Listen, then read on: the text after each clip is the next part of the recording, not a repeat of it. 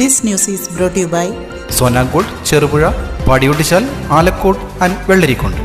ചെറുപുഴ പഞ്ചായത്തിലെ വൈദ്യുതി, വനം, ആരോഗ്യം തുടങ്ങിയ മേഖലകളിലെ വിവിധ പ്രശ്നങ്ങൾ ഉന്നയിച്ച് പഞ്ചായത്ത് ഭരണസമിതി അംഗങ്ങളുടെ സംഘം സെക്രട്ടേറിയറ്റിലെത്തി മന്ത്രിമാർക്ക് നിവേദനം നൽകി.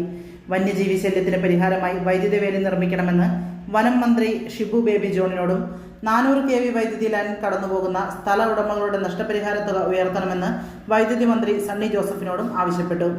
നിവേദനത്തിന്റെ അടിസ്ഥാനത്തിൽ വനം മന്ത്രി ഉന്നത ഉദ്യോഗസ്ഥരുടെ യോഗം വിളിച്ചു ചേർത്തു. തുടർന്ന് ഈ മാസം 30-ന് നിയമസഭാ ഹാളിൽ ജനപ്രതിനിധികളുടെയും ഉദ്യോഗസ്ഥരുടെയും യോഗം ചേരും.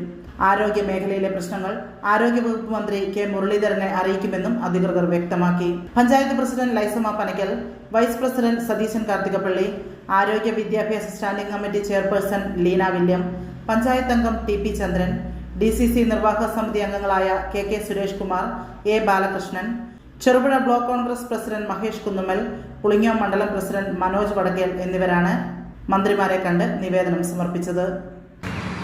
ഇന്ന് സംസ്ഥാന സർക്കാരിൻ്റെ PD സതീശൻ മുഖ്യമന്ത്രിയായതിനു ശേഷം ആദ്യത്തെ സമ്പൂർണ്ണ ബജറ്റാണ്. നമുക്കറിയാം, ജൂൺ 18-ന് അധികാരം ഏറ്റെടുത്ത UDF മന്ത്രിസഭ ജൂൺ 10 ഒരു മാസം ആകുമ്പോഴത്തേനും സമ്പൂർണ്ണ ബജറ്റ് അവതരിപ്പിക്കുകയാണ്. അതുപോലെ തന്നെ ശ്രീ PD സതീശൻ സൂചിപ്പിച്ചതുപോലെ ഇന്ന് വിസ്മയങ്ങളുടെ ബജറ്റായിരിക്കും നമ്മൾ പ്രതീക്ഷിക്കുകയാണ്. ചെറുപുഴ ഗ്രാമപഞ്ചായത്തിന് വളരെ ആകാംക്ഷയോടുകൂടി തന്നെയാണ് ഈ ബജറ്റിനെ നോക്കിക്കാണുന്നത്. നിരവധിയായിട്ടുള്ള നിവേദനങ്ങൾ ഞങ്ങൾ വിവിധ വകുപ്പ് തലങ്ങളിലൊക്കെ കൊടുത്തിട്ടുണ്ട്.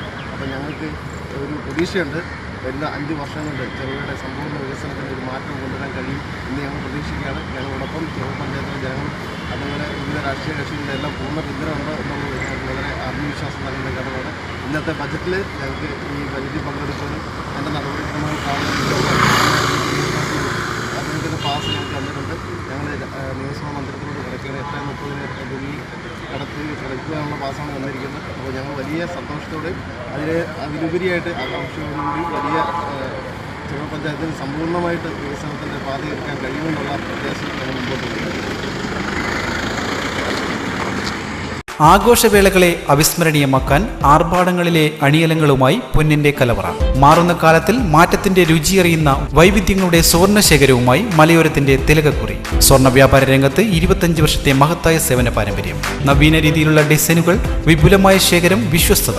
മലയോരത്തിന്റെ മനസ്സറിഞ്ഞ ഷോറൂം. സോനാങ്കോട്, ചെറുപുഴ, പാടിയൊട്ടിച്ചാൽ, ആലക്കോട് ആൻഡ് വെള്ളരിക്കുണ്ട്.